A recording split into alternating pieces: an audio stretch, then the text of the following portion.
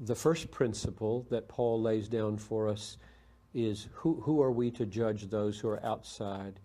It is those in the church that we are to judge. So the first answer is, I'm watching sinful, destructive behavior all day in the world, right? Television, movies, YouTube, on the street, in advertising. People are destroying themselves all day long. Neighbors, whatnot. Well, you don't go to everybody.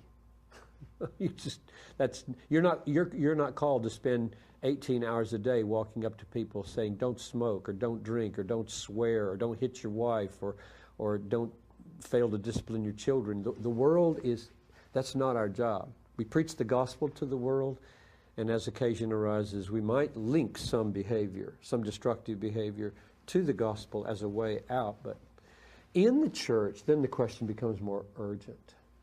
And there, I think it's going to hang on criteria like, how serious is it?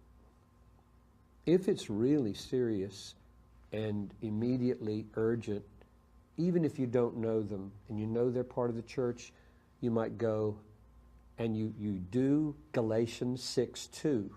If you find a brother taken in a fault, restore such a one in a spirit of meekness, lest you too be tempted. So the mindset is, I've got a log hanging out of my eye. Now, compared to a log, this person's behavior is a speck. Or even if it's a log, I've got my own log. I can't go to him with a log hanging out of my eye, because the log will hit him on the head and do more damage than if I take it out. So my first job is to take it out.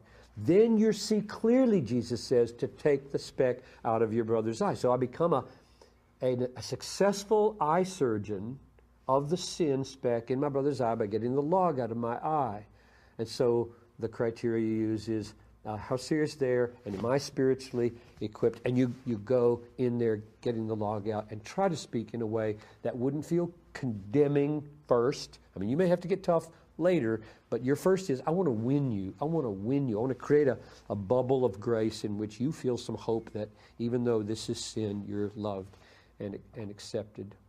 And besides the how serious is it, another criterion would be, how close is your relationship? Are there other people in this person's life? Like if I saw somebody, I think, in your small group doing something, you're kind of the elder pastor over that little group, I might say, are you concerned about this kind of thing? You might watch out for it in your group or something, because I would rather them have people they know come around them than somebody with a less of a relational piece come after them in that.